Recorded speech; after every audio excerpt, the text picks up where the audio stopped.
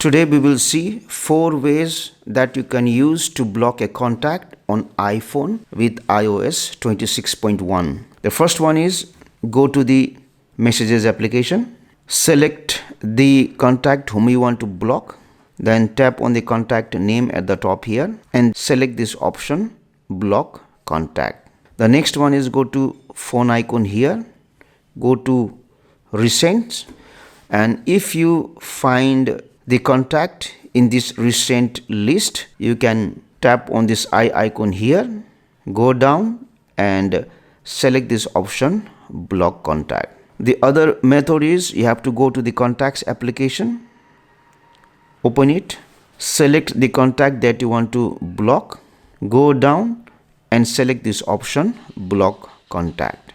Now the last method is go to settings, go to apps, and you have to go to phone, open it, go to this option, blocked contacts. Tap on this option, add blocked contact, and then select this plus icon here, select any contact, and then you will find the contact in this blocked list.